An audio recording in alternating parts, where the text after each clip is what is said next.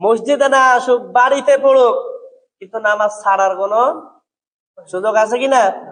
কোনো সুযোগ নাই। মাঝে মাঝে আপনাদের এখানে মিলা অনেক জায়গাতে ইন্টারভিউ দিছি। ইন্টারভিউ দিতে গেলে চাকরি হওয়ার পরে অথবা তার আগেই প্রায় সব মসজিদে একটা কমন কথা বলে, হুজুর আমাদের মসজিদে মুসল্লি নাই, মুসল্লি আপনার বাড়াইতে হবে। বুঝতে পারছেন? প্রায় সব জায়গাতে হুজুর এই দেখেন এত বড় এলাকায় এত মানুষ মুসলমান, হুজুর এইখানের মানুষগুলা নামাজ পড়ে না, হুজুর আপনার নামাজে বানাইতে হবে। কার? আপনার। এখন বলেন, আপনার ছেলে, আপনি নামাজ পড়তে আসলেন ফজরের সময়, আপনার ছেলে রেখে কোনো হুজুর বাড়ি যা ধরে নিয়ে আসবে? এটা কি সম্ভব কিনা? আরে তারা চোর মনে করে উত্তম মাধ্যম দিয়ে দিব। তাহলে আপনার ছেলে মসজিদে নাই, আপনার ছেলেকে মসজিদ আনার দায়িত্ব কার? আপনার নিজের। আমার ছেলে মসজিদে নাই, আমার ছেলেকে মসজিদ আনার দায়িত্ব আপনার না আমার। আমরা যদি একটা হাদিসের উপর আমল করতে পারতাম তাহলে মসজিদে মুসল্লিতে ভরে যাইত। কয়টা হাদিস? একটা হাদিস। কিন্তু ওইটা আমরা আমল করি ঠিক আছে, কিন্তু নিজেদের বেলায় না। নিজেদের বেলায় আমরা করি না, নিজের ছেলের সাথে ওই হাদিসের উপর আমল আমরা করি না, আর একজনের ছেলের উপরে খুব করি। বেটা তুইও নামাজ পড়িস না, তোর বাপেও পড়ে না, তোর দাদা বুইড়া হয়ে গেছে, কয়দিন পরে মরবো, তাও আসে না। ডায়লগ গুলা দেখেন, মাঝে মধ্যে এটা শুনছেন। এভাবে বলে তুইও আসস না, তোর বাপেও আসে না, তোর দাদা কয়দিন পরে মরবো, ওইটাও আসে না। এই আমলটাকে আমরা নিজেদের বেলায় কোনোদিন করছি?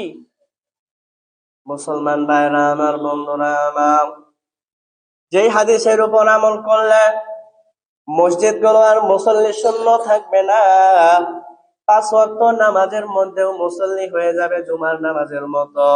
এই হাদিসের উপর আমল করলে 5 ওয়াক্ত নামাজে মুসল্লি থাকবে ঈদের জামাতের মতো। সেই হাদিসটা হলো রাসূল আরবি সাল্লাল্লাহু আলাইহি ওয়াসাল্লাম বলেন, মুরু আওলাদাকুম বিসসালাতি ওয়া হুম আবনাআ 7 সিনিন। মুসলমান ভাইরা আমার, বন্ধুরা আমার, কাউকে মনের মধ্যে কষ্ট দেওয়ার জন্য বলতেছি না, কারণ মনে আঘাত দেবার জন্য হাদিসটা বলতেছি না। আমার নবী বলেন, তোমাদের সন্তানের বয়স যখন 7 বছর হয়ে যায়, 7 বছর বয়স যখন তোমার সন্তানের হয়ে যায়, তখন তোমার সন্তানকে তুমি নামাজ পড়ার জন্য আদেশ দাও। ওয়াদরিবুহুম ওয়া হুম আলাইহা ওয়া হুম আবনাআ 10 সিনিন। আর যখন তোমার সন্তানের বয়স 10 বছর হয়ে যাবে, ওই সময়ে তোমার সন্তান যদি নামাজ আদায় না করে, তাহলে তোমার সন্তানকে তুমি মায়ের লাগাও। এবার বলেন, আপনার ছেলে যদি আমি 2 দিন মারি,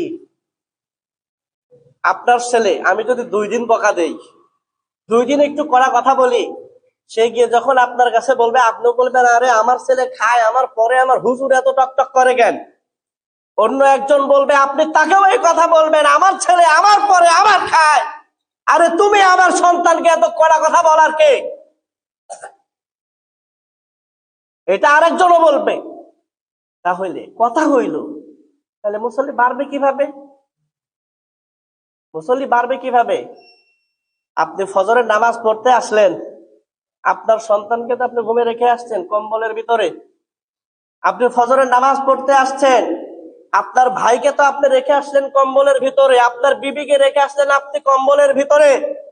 আপনাকে যতই বোঝাবো আপনি বলবেন, হুজুর এই যে ঠান্ডা, এই শীতের মধ্যে আমি তো আসি না, আমার বলা কেমনে যাই? আরে হুজুর পানি যে ঠান্ডা, আমি তো আসি না, আমার ছেলে আবার কেমনে যায়? এটা আপনার মনের ভিতরে প্রশ্ন আসবে। দেখেন, আমাদের এখন সমস্যা এমন হয়ে গেছে, কাউকে ডাক্তারের কাছে নিয়ে গেছে, রোগ নির্ণয় হয়েছে মাথা ব্যথা, ওষুধ দেওয়া যায়, সহজ তাই না? আবার কাউকে ডাক্তারের কাছে নিয়ে যাওয়া হয়েছে, এখানে হাড় বাঁকা হয়ে গেছে, তাও চিকিৎসা আছে। আবার একজনকে ডাক্তারের কাছে নিয়ে গেছে, একটা হোঁচট খেয়ে নখ উঠে গেছে, তাও ট্রিটমেন্ট আছে। কিন্তু এখন আমাদের সমস্যা কি? আমাদের সমস্যা আমাদের মাথা ব্যথা, আমরা চোখে দেখি না, আমরা কিছু খাইতে পারি না, গলা দিয়ে আওয়াজ বাইর হয় না, পেটের ভিতরে ব্যথা, ঠ্যাঙে ব্যথা, পায়ে ব্যথা, এমন ব্যথা হয়ে গেছে মুসলমান, এখন আমাদের ওষুধ দেওয়ার মতো কোনো জায়গা নাই, কথা বলেন ঠিক কিনা? ওষুধ যদি, রোগ যদি এক জায়গা থাকে তাহলে তো ওষুধ দিলে ওইটা কাজ হয়। আর এখন এমন অবস্থা হয়ে গেছে, কোন একজন কবি বলেছেন, মুসলমানকে ওষুধ দেব কথা, মুসলমানের সর্বাঙ্গে ব্যথা। আপনি কোনটা শুয়ে কোনটা বলবেন, কোনটা রেখে কোনটার চিকিৎসা করবেন, এরকম কোনো কিছু আর খুঁজে পাওয়া যায় না সহজে। এবার আসেন, আপনার ছেলে স্কুলে যায় নাই, ছেলেকে ধমকে দেন, ছেলেকে মায়েরও দেন। আপনার ছেলে প্রাইভেট পড়তে যায় না, ছেলেকে ধমকে দেন, ছেলেকে মায়েরও দেন। আপনার ছেলে আপনার সাথে ক্ষেতের ভিতরে ঘাস কাটতে যায় নাই, তাকে ধমকে দেন, তাকে মায়েরও দেন। কিন্তু কথা হইলো, আপনার সন্তান যে মসজিদে নাই, এই মসজিদে না থাকার কারণে সন্তানকে ধমক দিয়েছেন কয়দিন। এই যে আপনার সন্তান আল্লাহর ঘরে মসজিদে নাই, অনেক ছোট ছোট বাচ্চা আসে, কিন্তু অনেক যুবক ভাই একেবারে বিয়ের বয়স পর্যন্ত চলে গেছে, অনেকের সন্তানগুলো এখন এলাকা দিয়ে ঘুরে, তারা যে মসজিদে আসতে পারে না। আপনার সন্তানকে কয়দিন দেখেন, মুসল্লি না হওয়ার জন্য আমি আপনি সবাই দায়ী। মুসল্লি না হওয়ার জন্য, মসজিদ থাকার জন্য আমি আপনি সবাই দায়ী। হিসাব বোঝেন, আমার এখানে ফজরের নামাজে 1 কাতার মুসল্লি হয়, মাগরিবে 1.5 কাতার হয়, এশাতেও 1 কাতার হয়। এইবার আমরা যারা নামাজ পড়ি তাদের ছেলেগুলো কই থাকে? বেনামাজির কথা বাদ, যে নামাজ পড়ে না তাকে হিসাবের খাতা থেকে বাদ দিয়ে দিলাম, এই মুহূর্তে তার হিসাব বন্ধ। কিন্তু আমি আপনি যে মসজিদের প্রথম কাতারে 1 কাতার হয়, সেই 1 কাতারেই আমি আপনি একজন। এবার কথা হইল, যারা আমরা সন্তান হিসাবে আসি তার ভাই কই? যারা আমরা সন্তান হিসাবে আসি তার বাবা কই? যারা আমরা বাবা হিসাবে দাঁড়াই তার সন্তান গুলা কই? এইগুলারও যদি আনতে পারতাম, তারপরেও মুসল্লিতে 1 কাতার বাড়তো। কথা বলেন ঠিক কিনা? মুসল্লি 1 কাতার বাড়ে না? বাড়ে। আমরা কিন্তু সেটা করতে পারি না। কেন পারি না? ইট কি দিয়ে বানানো? মাটি দিয়ে বানানো, তাই না? এখন ইট দিয়ে যদি আমার মাথার মধ্যে এইভাবে একটা টোকা মারি, আমার মাথা থাকবো? থাকবো না।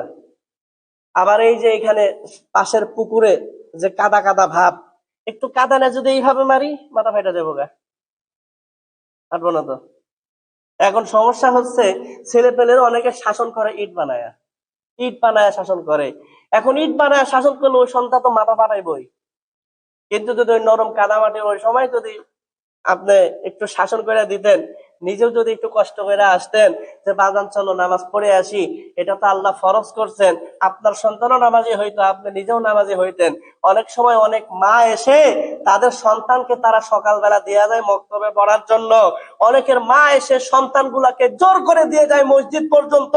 কিন্তু যদি বাবা ঠিক হইতো, বাবাও নামাজ পড়তো, ছেলেও নামাজ পড়তো, তাহলে দেখেন একটা সমাজকে নামাজি মুসল্লি বানানো, সমাজ বানানো কোনো ব্যাপার না। কথা বলেন ঠিক কিনা? কিন্তু আমি আপনি তো নাই, উচিত জায়গায় তো নাই। 3 বছর বয়সের বাচ্চা দেখবেন তার দাদা দাদি যদি নামাজ পড়ে বাড়িতে, দাদা দাদি নানা নানি নামাজ পড়ে, ও তো নামাজের কিছু জানে না, দাদা যেইভাবে করে ও সেইভাবে করে। এটা অস্বীকার কেউ করতে পারবেন না। যার বাড়িতে নাতি নাতনি আছে, আপনারা বিষয়টা ভালো বুঝবেন। দাদা দাদি নানা নানি অথবা নিজের মাও যদি নামাজ পড়ে, ছোট বাচ্চাগুলো ডিস্টার্ব করতে হইলেও ওইখানেই গিয়ে থাকে। এখন এই বাচ্চাটাকে আস্তে আস্তে আমরা প্রসেসিং করে যদি আমরা নিজেরাও নামাজি হইতাম, তাকেও যদি নামাজে দাঁড় করাইতাম, তাহলে সেও এক সময় মসজিদের পাক্কা মুসল্লি হইতো। আমরা আফসোস করি, আহারে আমার ছেলেরা নামাজ পড়ে না রে। সেই ছেলেটারে নিয়ে আমরা আফসোস করি কখন? যখন ছেলের আরো 3টা হয়েছে, তখন তো ছেলে বাবার কথা শুনবেই না। তাহলে আপনি কাদামাটি দিয়া না বানায় আপনি যখন ইট দিয়া বানাইতে যাবেন, তখন তো সম্ভব সম্ভব না। আমার কথায় কেউ রাগ করতেছেন? কষ্ট পাইতেছেন? কেউ কিন্তু কষ্ট পায়েন না, রাগ করিয়েন না। তাহলে দেখেন, আমি আপনি নামাজি যারা আছি তাদের সন্তানকেও আমরা আনতে পারলে 1 কাতার মুসল্লি বাড়তো। এবার ওই যে 1 কাতার মুসল্লি বাড়ছে, যুবক যারা আসলো তারাও দেখতেন আরো 2-3 জনকে ধরে আনতো, আরো 2-1 জনকে ধরে আনতো। আরে বন্ধু, আমি নামাজ পড়ি, তুমি যদি এখন নামাজ না পড়ো তাহলে কেমন দেখা যায়? তোমার সাথে তো আমার চলাটা মানায় না, দোস্ত আসো তুমিও নামাজ পড়ো। 2-1 ওয়াক্ত হইলেও তো পড়তো।